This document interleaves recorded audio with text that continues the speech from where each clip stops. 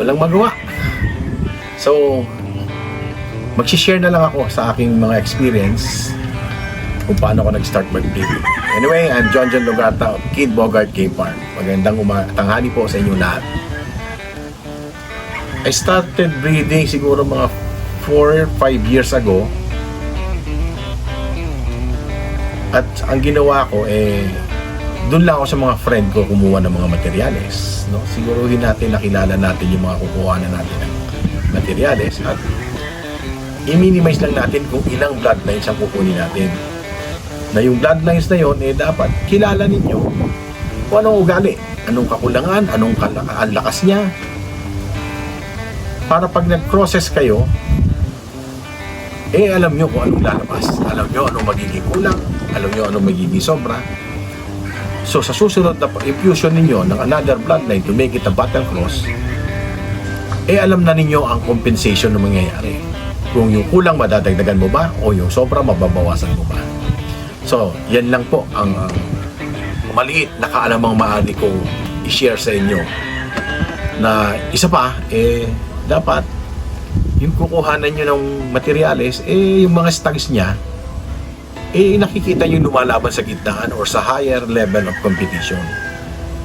Kasi most probably, yun din naman ang stocks na ipoproduce nyo So dapat, tignan nyo hanggang anong level ba ng competition niya inilalaban yung mga manok niya. At saka, huwag kayong malikot. Huwag kong malikot sa mga bloodlines.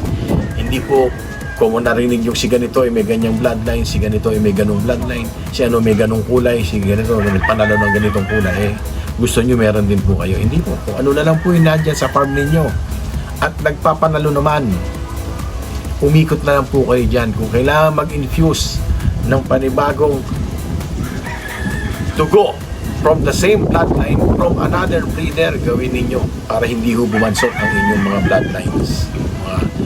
Hindi naman ho pure kung tawagin yung mga straight lines ninyo. Ito po ulit, si John Lugarta na nagsishare ng aking konting natutunan sa maikling panahon ng aking pagmamanok.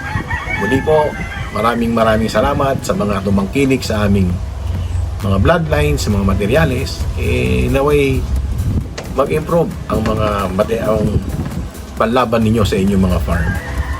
Sa mga nakabili naman po ng stags, nababalita naman po namin, nagpapanalo kayo. Sana po magpatuloy pa ang inyong pagpapanalo. At sa mga kaibigan ko na nagbi-breed, gawin po nating negosyo ang ating pagmamanok, hindi po bisyo. I-maximize po natin ang pagpaparami ng ating mga manok na pambenta, hindi ho panlaban.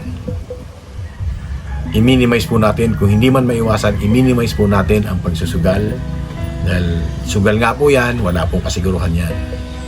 Kaya sa inyo pong lahat, maraming salamat at keep on copying. Thank you.